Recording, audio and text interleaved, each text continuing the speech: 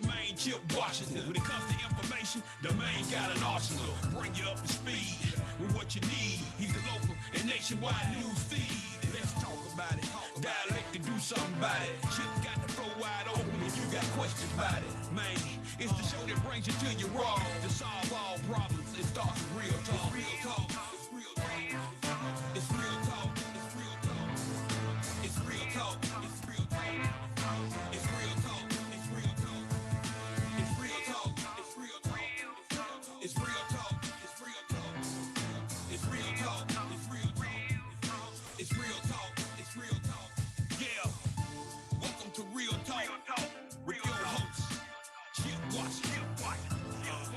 It's real talk. It's real talk. It's real talk.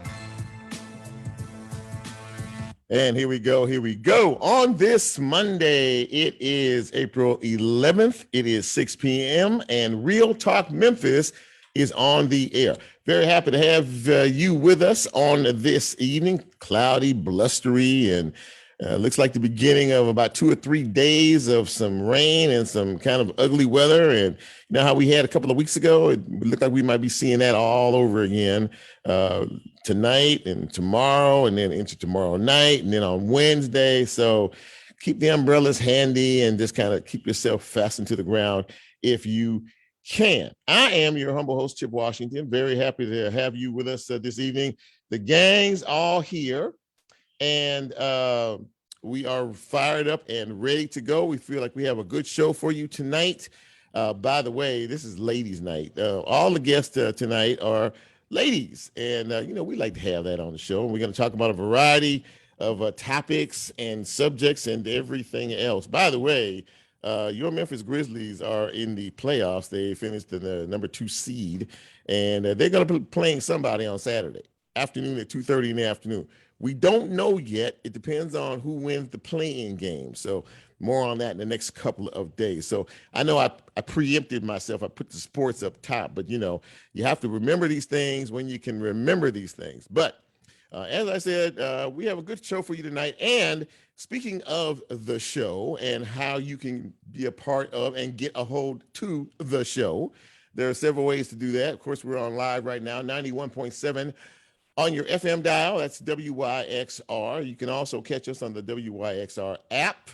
You can catch us on the TuneIn app. Those are all live right now in real time. We are also on Facebook Live, so you can check us out while we're doing our thing this evening. And a bit later on, we will post to YouTube. And as we are a podcast, once this show is posted tomorrow afternoon on the station website, you will be able to pick it up wherever you get your podcast. Sound like a good deal? Sounds like one to me. So listen, we are, barely into a new month. And of course, there are a lot of April babies out there, a lot of folks born in the month of April. And, we started a tradition on this show by acknowledging you, giving you the Real Talk Memphis shout out, because it is your birthday. And, a lot of you like to post your birthday and make sure we all know that you have made it through the cycle for another year. So we're about to do that now, but I can't do that unless I say, hit it, Lola.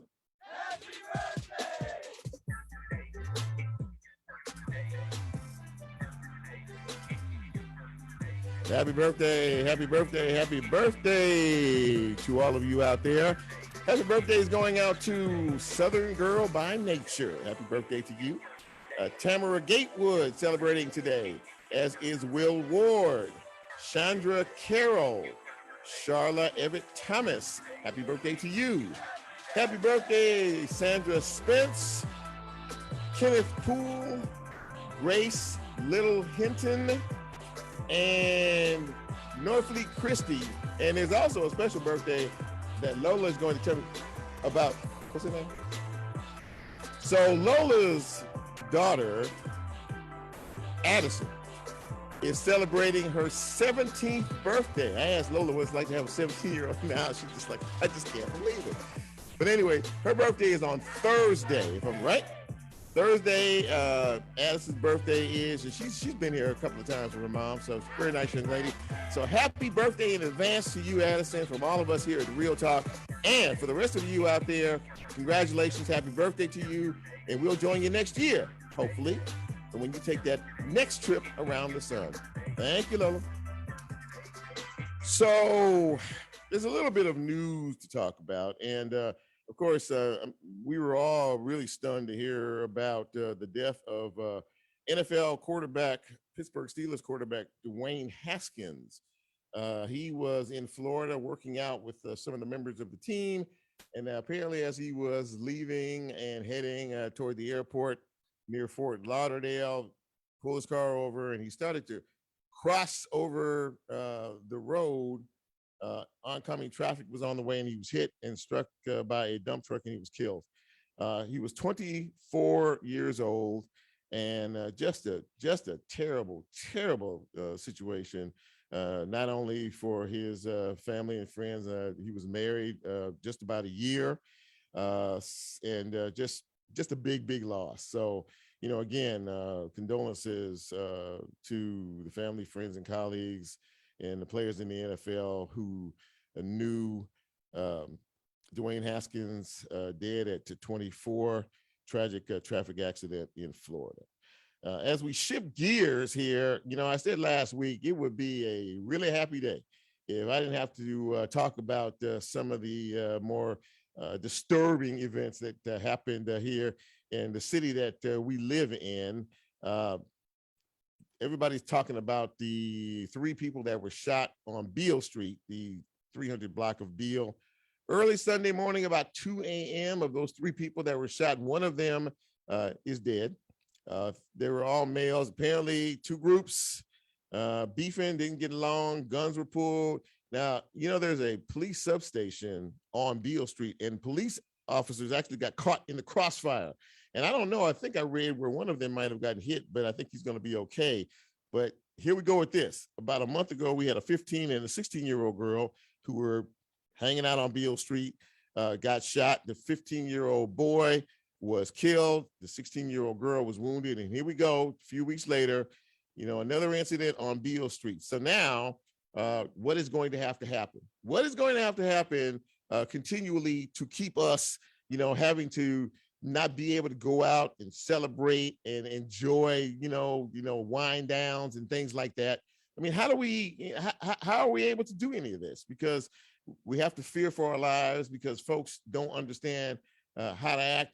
And everybody you see has a gun and they are just firing indiscriminately. It doesn't matter who you are. It doesn't matter what race you are. It doesn't matter what sex you are. It doesn't matter. It's just something that we do around here. An 8-year-old child in Marion, Arkansas is dead. And a woman, 24 years old, is facing serious charges in connection to it. Shantaria Montgomery is her name.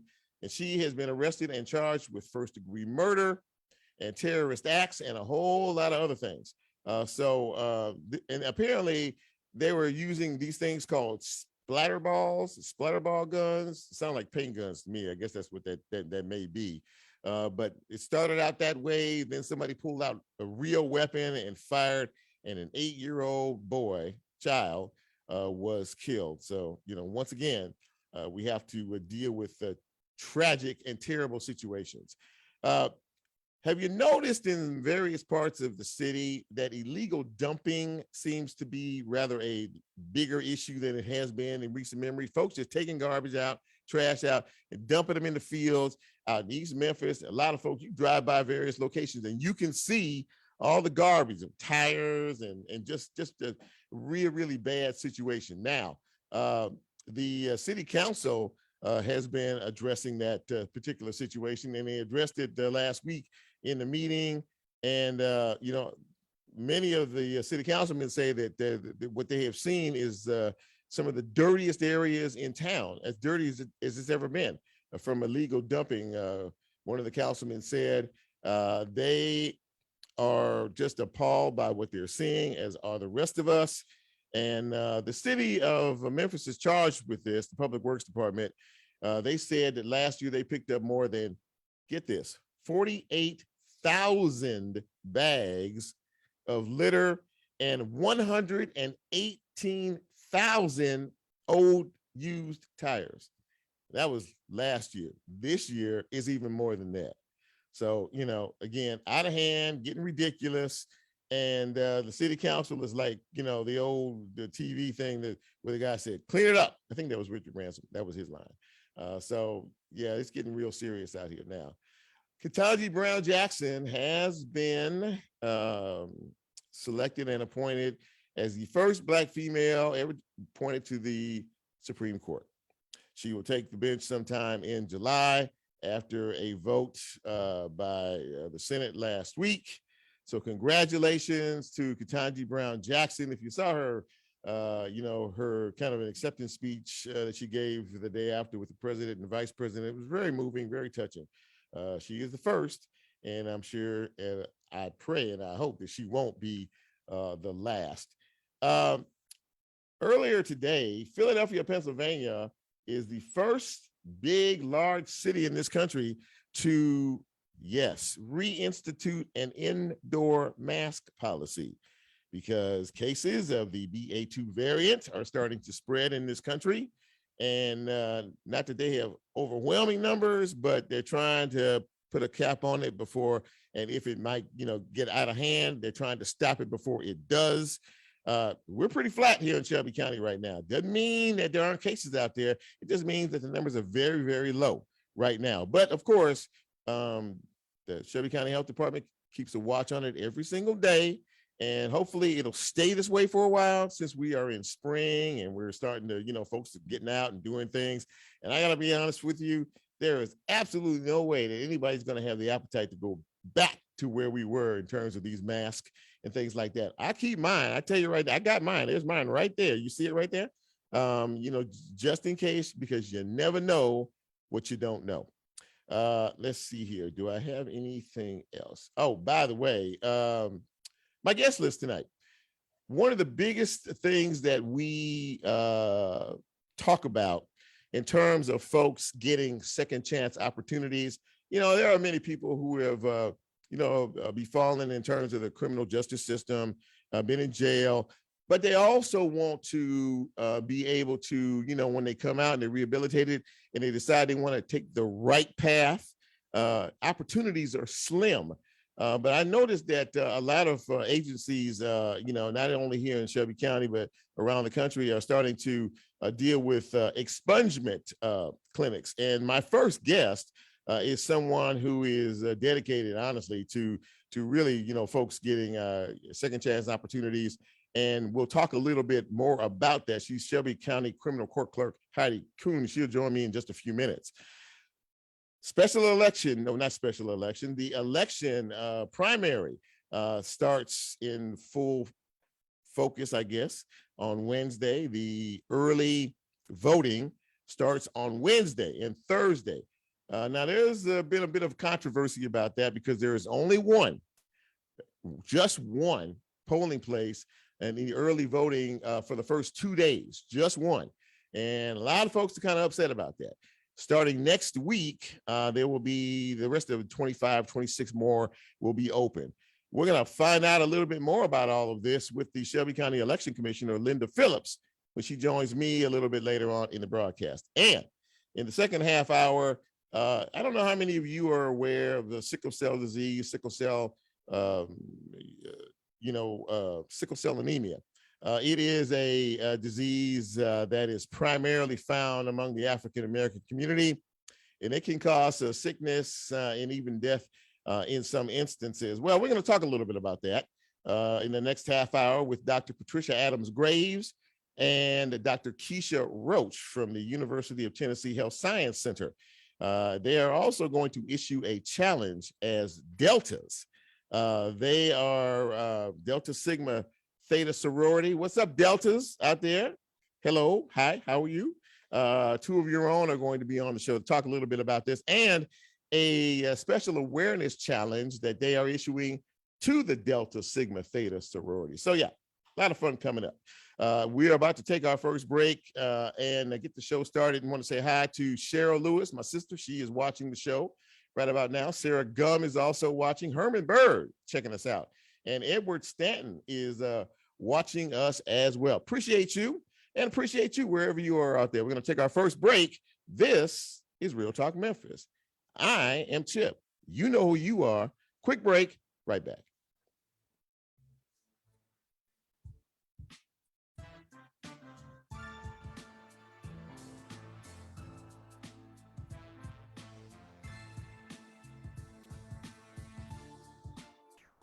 If you like Real Talk, here's a way you can get involved. Do you have a show topic idea or suggestion? Want to be considered a guest or have a guest idea? Then send Chip a message on his Real Talk show page and you can be a part of the Real Talk experience. So as he always says, go out and tell somebody. We'll be right back.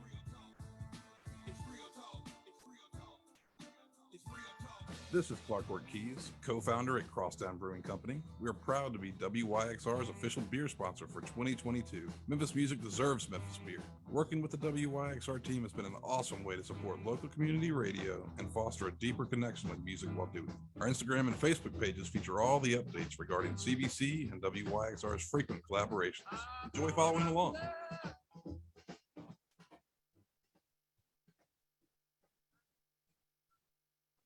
The River Series is back with 3 shows this spring, benefiting the Maria Montessori School. It starts April 30th with Greg Cartwright's Whelk Stall and Aquarium Blood. March 14th, it's Jeremy and the Drip Edges with Tim Prudhomme's Fake. And we'll wrap up the series on June 4th with Mouse Rocket and Ibex Clone. More information and tickets at riverseries.org.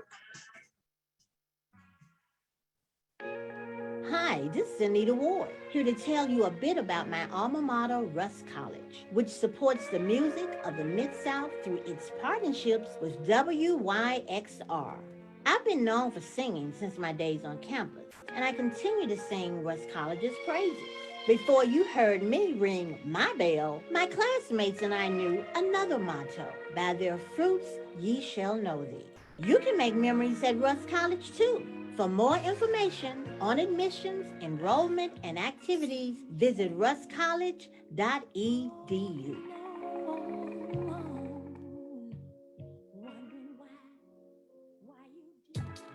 Memphis Listening Lab proudly supports WYXR. They provide a curated collection of music and music history, a forum for music-related talks and performances, and a music education, appreciation, and experimentation space located in Crosstown Concourse. The lab is open Tuesday through Saturdays from 11 a.m. to 5 p.m. You can find out more information on their Instagram page at Memphis Listening Lab or on their website at memphislisteninglab.org. This is Stephen Tate, head brewer at Crosstown Brewing Company. It's my pleasure to design and give life to the tasty beers our customers love so much. Crosstown Concourse is a unique environment, and the programming at WYXR reflects the very same independent spirit and ethos that makes our beer special. Cheers to Memphis and great community radio. Enjoy. If you weren't so impatient. Brought to you by Crosstown Concourse, offering brand new musical experiences like concerts, live score film screenings, record release parties, weekly music pop-ups, and so much more. For more information, visit crosstownconcourse.com/visit.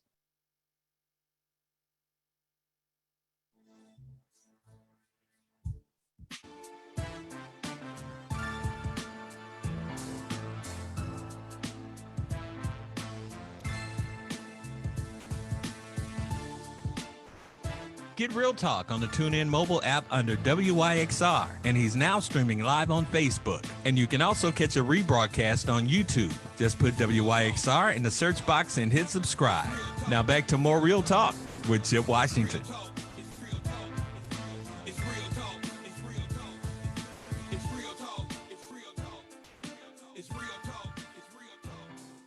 And welcome back to Real Talk Memphis on this Monday evening. I wanted to let the guests know that we were having a little bit of an issue with the Zoom. But if you put in WYXR FM in lowercase, is that it, folks? WYXR FM lowercase and hit it again. You should be able to connect up. We tried it here during the commercial break, and hopefully, and it worked. So hopefully it will work for you. So Heidi, if you're listening, or can you, I don't know if you can hear us or not, but hit just again, WYXR FM, all lowercase, and that should get you into the Zoom account. And so folks, a little bit later on, Linda Phillips, hopefully we're sending out information to you all to make sure you guys get in here, because we got a lot of good stuff to talk about this evening. And yeah, let me know when she's if and or when she's in. If not, we'll maybe go to another quick break and see if we can't figure this out. But we were talking before the break about a lot of folks out here who are looking for second chance opportunities in life. Not everybody is a career criminal. Folks make mistakes. They pay for those mistakes by being incarcerated. And they come out and they want to have a chance to sort of reclaim their lives. They have families, they have children, they have relationships and things like that. And more importantly, they just want to get back on their feet and have a chance to work and to take care of themselves and everything else that goes along with that.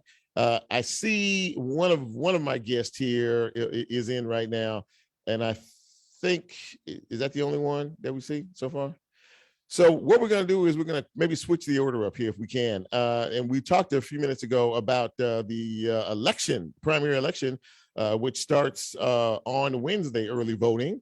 And with me right now is the Shelby County Election Commissioner. Her name is Linda Phillips. Linda, can you hear us?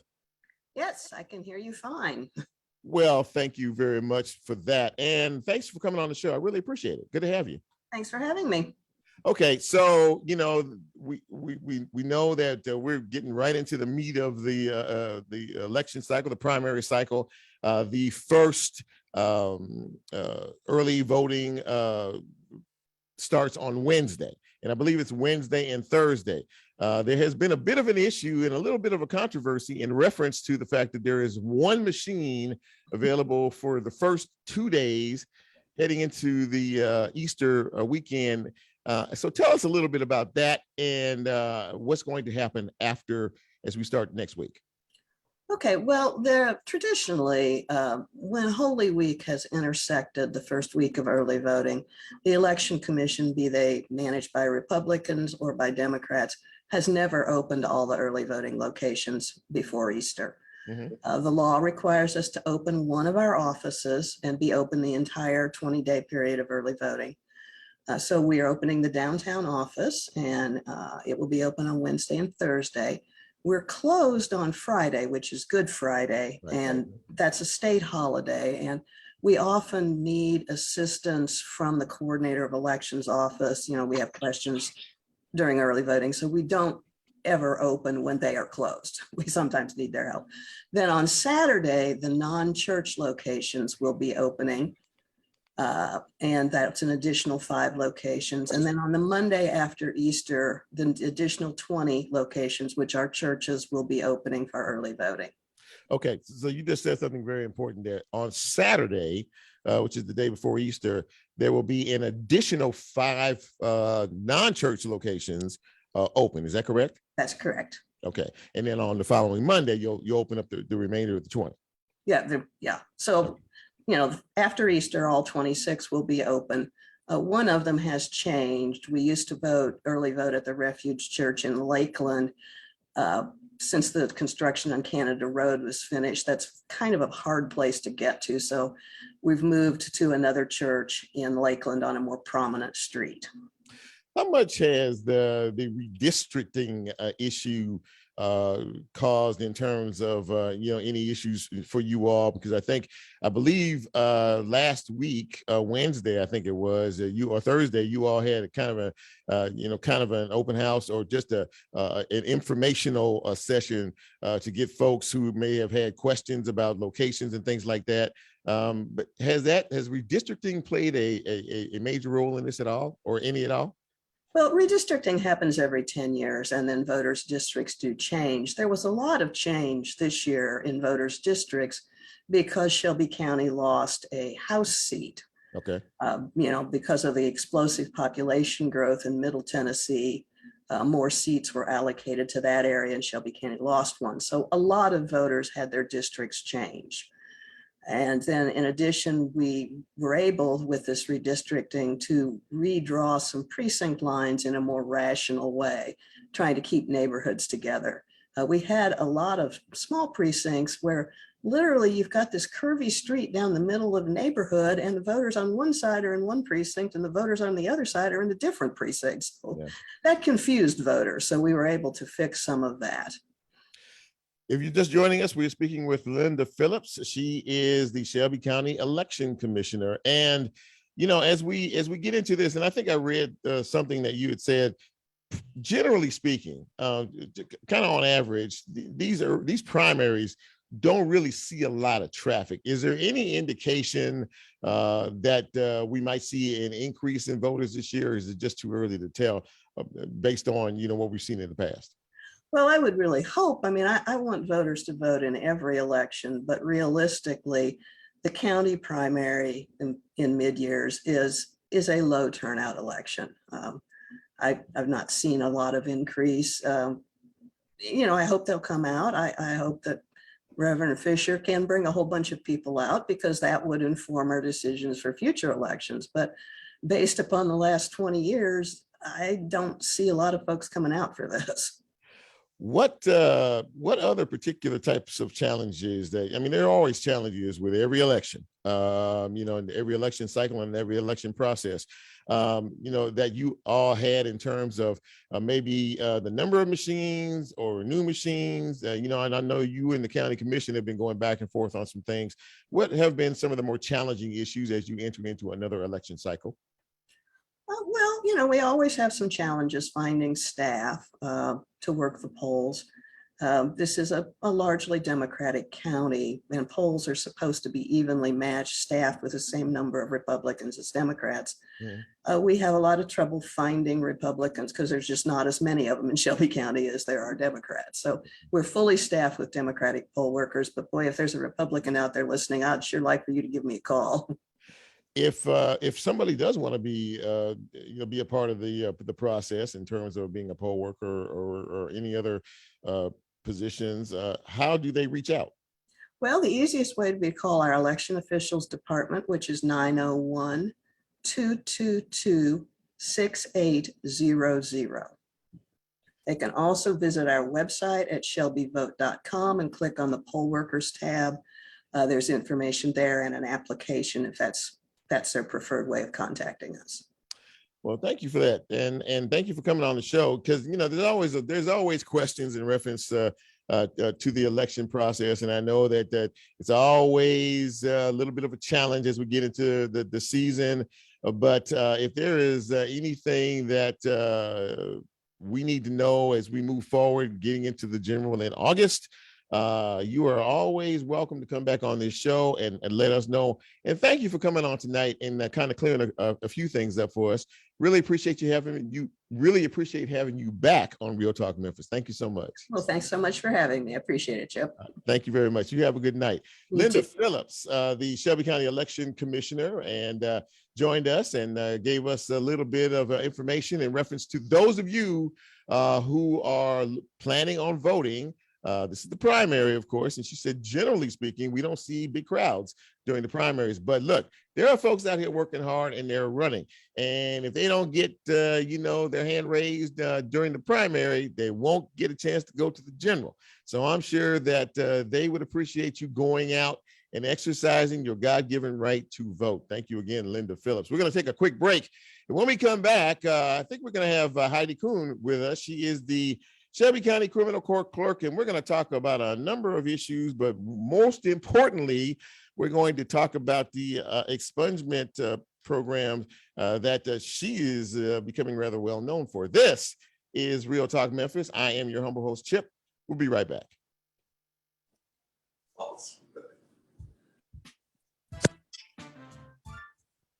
Hey, Heidi, you there? Yeah, I'm here. I am so sorry for all the technical difficulties. I don't know what the issue was. I had to get my husband's phone and use it. Oh, okay. Well, no, that's, I mean, yeah, we had it was a link issue here, but Yeah, we're all good right now, and we're in a commercial break. And when we come back, you and I are going to talk. Okay. that's good. And I hate to do this to you, but I think I mentioned it to you. I've got another Zoom that I'm kind of trying to do both at the same time. So we may not be able to do it as long as I would have liked with you. Okay. All right. Well, we'll But get we're to good. Okay. We can okay, still all do right. it. Okay. We'll do a short break. We'll be right back. Okay. Tell you a bit about my alma mater, Russ College, which supports the music of the Mid-South through its partnerships with WYXR.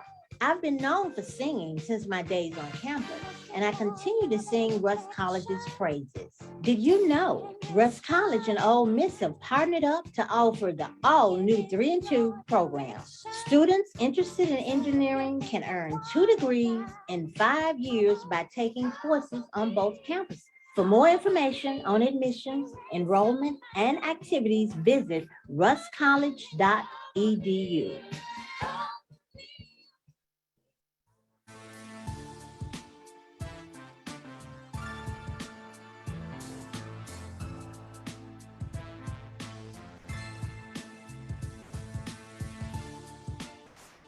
Get Real Talk on the TuneIn mobile app under WYXR, and he's now streaming live on Facebook. And you can also catch a rebroadcast on YouTube. Just put WYXR in the search box and hit subscribe. Now back to more Real Talk with Chip Washington.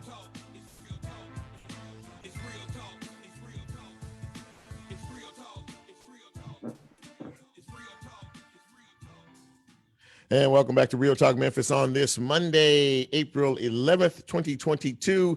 Very happy to have you with us, and very happy to have my next guest with us as well. She honestly, is one who cares about this community, and she cares about the people in it. And she has done some very creative and innovative things in her office. And what is that office, you ask? She is the Shelby County Criminal Court Clerk. Her name is Heidi Kuhn. And Heidi, thank you very much again. It's a busy night. I really appreciate you coming on. Thank you so much, Chip. I appreciate the opportunity to come and talk with you today. So, last time you were here, we talked about an expungement event that you had. And I know that you have another one coming up soon, as well as another program I want you to talk about. But talk to us about the expungement program and how very important it is to give folks a second chance. Absolutely. Well, when I was elected, I made the commitment to really offer people an opportunity for a second chance. And unfortunately, the previous administration did not see expungements as a priority. But from the get-go, we decided that we were going to hold expungement clinics. And to date, we have held 15 community expungement clinics and have seen thousands of individuals. And I'm happy to report that we have processed over 4,200 expungements. That's incredible. That is a lot of help for a lot of folks out there. But Heidi, it tells me that though, just based on the numbers you just shared, there really is a critical need for a program like this. Would you not say? Absolutely. And I know that we talk a lot about the crime in Memphis and Shelby County. And if we are not part of the solution to offer opportunities to individuals to get jobs or go back to school or to get a home, then we are part of the problem. And so an expungement offers individuals this opportunity to do so. And therefore, they're able to become productive citizens and taxpayers, and that way they don't go back to a life of crime, which to me is so incredibly important. And when we're looking at it, it's not really 4,200 individuals that we can expunge, but it is also 4,200 families and communities that we're helping because they're able to provide for their families. So it really reaches beyond just the one person we help. Lay out the process of that, if you will. In other words, if someone you're having an expungement clinic, someone shows up, lay out the process. What goes on there. Well, and let me first say that you do not need to come to an expungement clinic to check your eligibility. They can call the criminal court clerk's office at 901-222-3200 and ask for expungements, and they can also go online at www.shelbycountytn.gov and look at criminal court clerk's office. If they choose to come to a clinic, what we do is we look at their eligibility. So we check their cases. We see if they have cases that can be expunged, which is one felony, up to one felony and 2 misdemeanors. Mm-hmm. And as of July 1st of this last year, the felonies expanded A through E. It used to just be E. So someone that may not have been eligible previously may be eligible now. So we check that, we fill out their form, we send that to the district attorney general's office, then a judge signs off on it. We receive the information, we call the individual, let them know it's been expunged, and then we upload it to TBI, or Tennessee Bureau of Investigations. That typically takes about 30 days. Okay, well, now, you were talking about that, and I was thinking about that, and one of my producers sent me a question when I guess from a listener who found out you were going to be on the show and wanted to find out how you start one of these clinics. Was it Brownsville? I guess this person was from Brownsville and wanted to know, is it just the Shelby County thing? Or can these things be done in other counties? Can you expound on that a little bit? Or Of course, it can be done in any county. I have felt very fortunate because we've kind of been the leader in Shelby County, and a lot of different counties in Tennessee have actually adopted our processes. Okay. So we pretty much just you've got to have a system that is able to retrieve the information to check the eligibility. Our system happens to be Odyssey. So you would have to have that. And then you have to have the DA signed on, because then they sign off on it. And of course you would have to have a judge. You don't have to have the DA or the judge at the clinic, because we have the paperwork and we bring it back with us. But the other thing that's so great, Chip, is that we don't only offer expungements. We have NAACP there that does voter registration. And this next clinic on April 23rd at Southwest Tennessee Community College at the Union location, we are going to have Kroger and Nike and Amazon and FedEx there, who will be hiring people on the spot as well. So it's sort of a one-stop shop. So you can come and you can get your hopefully get your driver's license back, get expunged, get a job, and register to vote. Wow, that absolutely is a one-stop shop. Now, I think, can you talk to us a little bit about, is there another program that you guys are, endeavoring to bring to the public, a claim program of some type? Yeah. Can you So expound on that for us?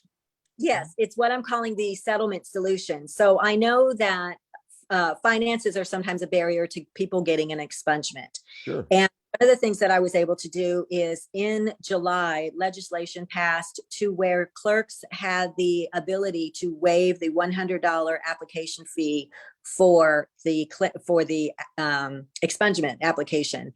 I am the only clerk in the state of Tennessee who has waived that fee.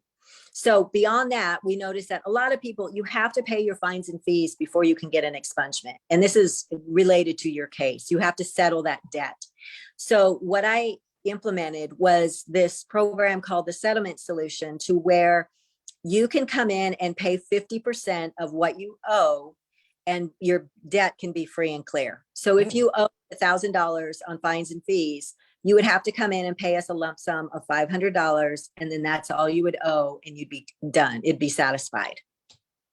So what made you decide to come up with, I mean, that obviously is a big help, in particular to a lot of folks who, as you say, may have, bills and fines and things like that are pretty high up there. Exactly. And because that's a barrier to people getting an expungement, because you have to have a zero balance, we wanted to offer them this opportunity to be able to pay on that. And a lot of people get those collection notices of pay 50% and it's settled. So we figured, well, why don't we implement something like it? Now, of course, there are eligibility requirements for it. It has to be older than 5 years old. Your other debt to society would need to be paid. You'd need to be off probation, things like that. But we have sent out 3,200 letters to possible eligible individuals, and we have received so many people coming in, taking advantage of this program. And it's a win-win for us, because more than likely we would not have seen or collected this money because it just goes into debt and it goes into a collection agency and then they have difficulty. But this gives people a chance to pay that money back and actually get something out of it, which hopefully results in an expungement. Before I let you go, you were talking about there's so many people out there who have been helped and who need the help. I would imagine you have to be very gratified every time you have one of these events. And even if you can help one person, you have helped not just that person, but the entire family. That's got to be very gratifying, I would imagine. I will tell you the impact that this has made on so many people's lives. It's truly astonishing. I am always amazed that people are so incredibly grateful that they can start over again. Sure. And my slogan is usually just because you have a past doesn't mean you can't have a future. And I truly believe in that. And I've seen so many people's lives change for the better because they were offered this expungement and the opportunity to get a job. And absolutely, it's gratifying. I don't do it for the accolades or the awards. I do it for the satisfaction of helping others and making Memphis a better place. And speaking of that, before I let you get out of here, congratulations on the 2022 being one of the change agents in this town. Yeah, change maker, one of the chosen few from Leadership Memphis. So congratulations on that. Thank you, Chip. I appreciate it. Yeah. Well, listen, Heidi Kuhn, thank you so much for taking some time out of your very busy schedule. She got another meeting she goes to, has to deal with here, but she was gracious enough to spend a few minutes with us. Heidi, thank you for coming on Real Talk Memphis, and you're always welcome, and I really appreciate you. Thank you so much. Appreciate it, Chip. Thank you for the opportunity, and thank you to your listeners. Absolutely. Have a great night. Thank you so much. Heidi Kuhn, ladies and gentlemen, and you heard that just because you made a mistake doesn't mean you can't have a second chance at life and an opportunity to do better for yourself and to do better for your family. Really appreciate her coming on for a few minutes and talking about this. And listen, these expungement clinics, as she said, are not necessarily irrespective to Shelby County, but other counties within the area, Haywood County and a lot of other counties out here who may want to be involved in a process like this. As we said earlier, Nicole gave me someone who had asked a question about how do you start this in another county. So if you have any questions about that, I would imagine you could call the Shelby County Criminal Court Clerk's office. And Heidi and a member of her very fine staff can probably walk you through the process.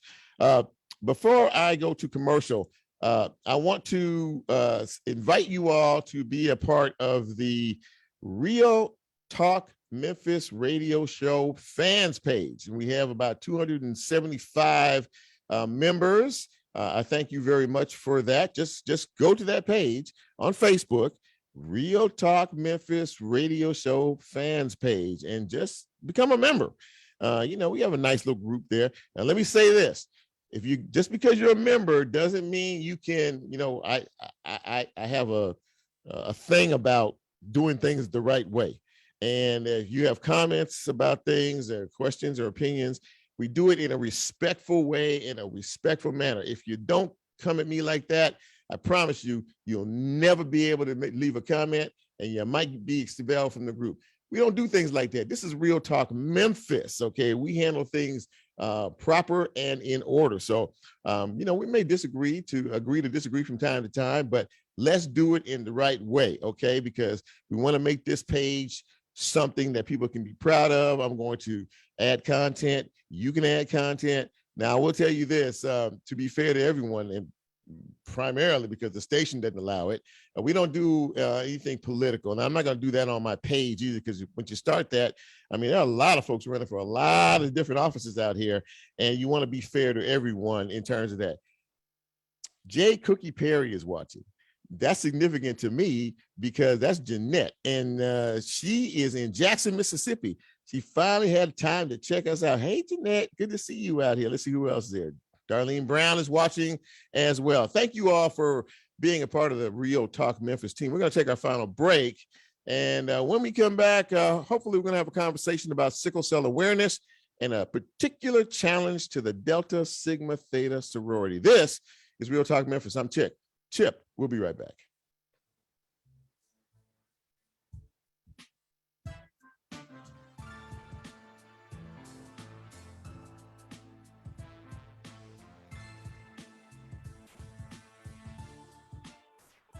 If you like real talk, here's a way you can get involved. Do you have a show topic idea or suggestion? Want to be considered a guest or have a guest idea? Then send Chip a message on his Real Talk show page and you can be a part of the Real Talk experience. So as he always says, go out and tell somebody. We'll be right back.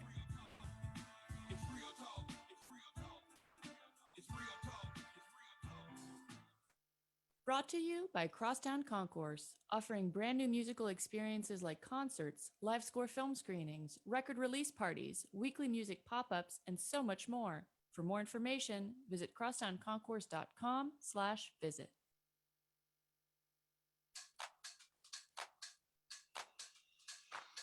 The Orpheum's 2022-2023 Broadway season brings you powerful stories and powerhouse performances. Season packages include all 6 spectacular shows, the opportunity to add 2 incredible season options, and exclusive VIP perks. Learn more at orpheum-memphis.com. The River Series is back with 3 shows this spring, benefiting the Maria Montessori School. It starts April 30th with Greg Cartwright's Whelk Stall and Aquarium Blood. March 14th, it's Jeremy and the Drip Edges with Tim Prudhomme's Fake. And we'll wrap up the series on June 4th with Mouse Rocket and Ibex Clone. More information and tickets at riverseries.org. Shine bright this summer at the Orpheum Theater with summer camps, including Arts Explore, Camp Collaborate, Story Lab, and more. Whether your student loves the spotlight or thrives in the creativity and community of the performing arts, the Orpheum has a way for them to shine. Learn more at orpheum-memphis.com. Hi, this is Anita Ward, here to tell you a bit about my alma mater, Russ College, which supports the music of the Mid-South through its partnerships with WYXR. I've been known for singing since my days on campus, and I continue to sing Russ College's praises. Before you heard me ring my bell, my classmates and I knew another motto: by their fruits ye shall know thee. You can make memories at Russ College too.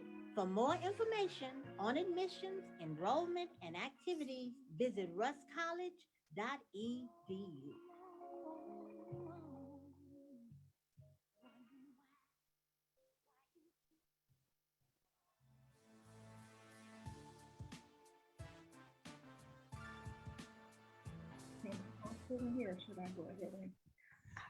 Well, hello, Dr. Adams-Graves. How are you? I'm good. Let me, do you want Keisha and I? She's sitting right next to me. But I mean, you can, but she's on her computer. Do you want us on the same? Because see my background right there? That is the Sickle Cell Challenge background that has. Yeah, I mean, I don't know if she can get in, if we can see her or not, but we'll be okay. We're coming right back. Well, she's logging in now. Okay, all right, well, just stand by. And welcome back to Real Talk Memphis on this Monday. Chip Washington with you. Very happy to have you with us. We've had some challenges tonight, technically, but that's okay because we're okay as well. So earlier we talked about sickle cell awareness. Sickle cell disease is a disease that inherently affects African-American folks. And I have 2 doctors on with me now, Dr. Patricia Adams-Graves and Dr. Keisha Roach from the University of Tennessee Health Science Center. And they are both, by the way, members of the Delta Sigma Theta, a sorority. And doctors both, welcome to Real Talk Memphis.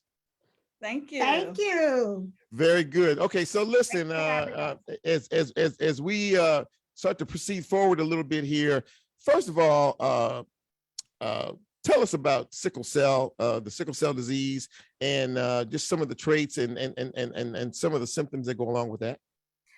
Certainly. So sickle cell disease is a disorder.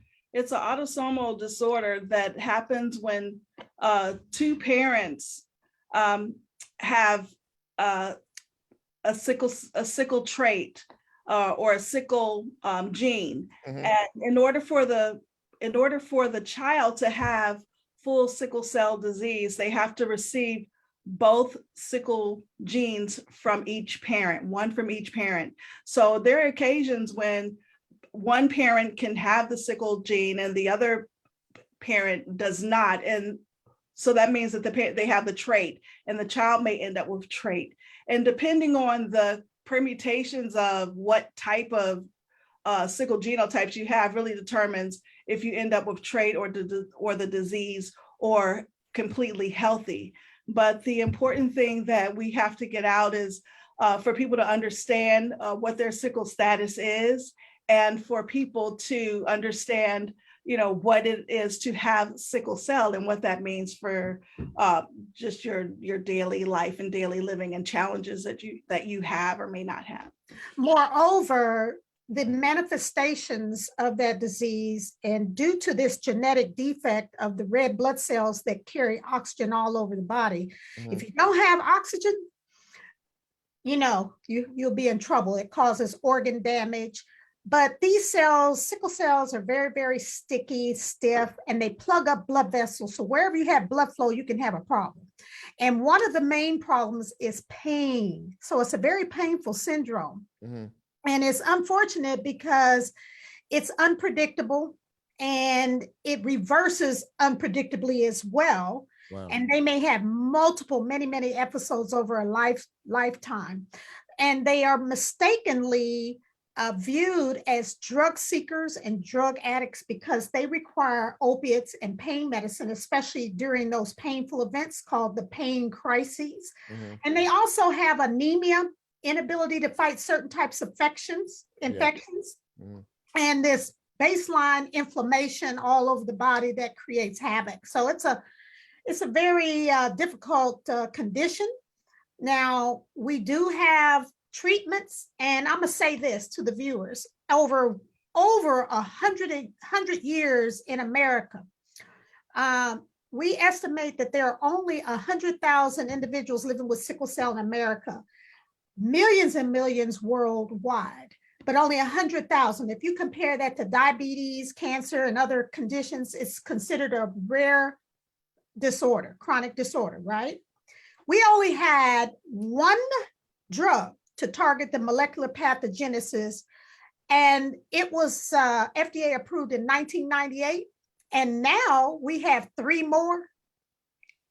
So we only treat them with supportive care. That's blood transfusions for their anemia and their complications, pain medicines, fluids, antibiotics for infection, and we do now have a few that can undergo a cure procedure like bone marrow transplant. So those are the main things about sickle cell you need to know about. Well, that's very interesting, and thank you for such a detailed breakdown of that. And if you're just joining us, ladies and gentlemen, we were speaking with Doctors Patricia Adams-Graves and Dr. Keisha Roach from the University of Tennessee Health Science Center, and we're talking about sickle cell and sickle cell awareness. And speaking of sickle cell awareness, you all are issuing a challenge to your sister sorors and the Delta Sigma Theta sorority. Talk a little bit about that challenge. It's actually to everyone, okay. Not Delta Sigma Theta. Okay. So you can be in any organization, any group, and if you come together as a group, so if you can be in any of the Divine Nine, any foundation, and you raise money for the sickle cell challenge. And what it does is it provides funding to help the people who are living with sickle cell disease to be able to have doctor's appointments, transportation, to do unfortunate burial if that's what burial required. Assistance, and just many other needs to help meet the needs of people living with sickle cell disease. So if you're in an organization versus, if you're in one sorority or another, or just in a foundation, the links, whatever, you get bragging rights if you win. So that's why it's important for you to come together, bring together as many people as you can to help raise money for the foundation and to bring awareness to sickle cell. Real quickly, what made you all decide to do this like this? Well, the Physical and Mental Health Committee under Delta, all Delta sorority chapters have that committee. Mm-hmm. That committee is always targeting healthy eating and living in the community. Okay. Mm-hmm. And our current chair, Dr. Helen Bedford, wanted to do something to support the Sickle Cell Foundation of Tennessee, which is our community-based organizations that provides these social services that the hospitals and the other medical facilities do not provide, like like Keisha said, yes. Even unfortunately burial assistance, but we do travel. We just had to do one from the Mid-South this week where she couldn't get transportation, and with gas like it is, yeah. Woo, so we had to give her like some gas cards for her to get somebody to bring her from out of town to come in to the center to have a blood transfusion. If she didn't get there, it would have pushed it out 2 weeks. And in that period of time, she may have gotten sick. So, the foundation does help with social services. And so the link is the Memphis alumni chapter of Delta Sigma Theta is partnering with the Sickle Cell Foundation of Tennessee, and that's where the funds go. Okay. But we all, and out of those funds, we also have a scholarship that we inaugurated to a young man from Lausanne who's living with sickle cell. Okay. So that scholarship was awarded last week. Well, listen, I'm kind of up against the clock here, but I want to thank you both for coming on the show. And I also want to thank you both for what you are doing to help create a real awareness of the sickle cell anemia disease. And of course, nothing but the best in success in terms of the creating the awareness and the challenge that you have issued to any and all out there. Doctors Patricia Adams Graves and Dr. Keisha Roach, thank you both for coming on Real Talk, and I hope to have you back again down the road. I really appreciate it. Well, but you have to know, if they want to donate, they can go to Sickle Cell Foundation of Tennessee.org. And they can also, there's a barcode. Look behind me. You see that barcode? We have the QR code. QR code, yes, ma'am. Yeah, they can use that as well. If you look at that behind me, and that is the challenge flyer. So be sure to do a PSA on it now, Chip. Yes, ma'am. I appreciate it. Thank you again. Thank you both for coming on the show. I really appreciate you all. You have a great night, okay? Thank you so much. Pleasure. Okay. Bye-bye. Bye-bye now. Bye-bye. Well, that's a good way to wrap up this edition of Real Talk Memphis. And before, as Lola plays this out, and before I go, I always mention my crew, which includes Jack. And Jack is actually leaving us tonight. He is a student at the University of Memphis, and they are demanding a lot of his time. If you like Real Talk, here's a way you can get involved. Do you have a show topic idea or suggestion? Want to be considered a guest or have a guest idea? Gremlins everywhere. But anyway, Jack is leaving us tonight. And I just want to say thank you for everything you've done to help us out here. He's been a great board producer, and I expect some big grades from you, man. Good grades from your University of Memphis. So thanks a lot. Appreciate that. For the rest of us here, Lola and Nicole, and of course me, thank you all for joining us on Real Talk Memphis tonight. We hope you got some information that you could use, and Lola says so. We will be back here, same time, same chair, same station, and maybe we'll do it a little bit better. In the meantime, be a part of the Memphis radio show, whatever the name of the show is, Real Talk Memphis radio show fans page. Until next time, I'm Chip, and I'm out. See you.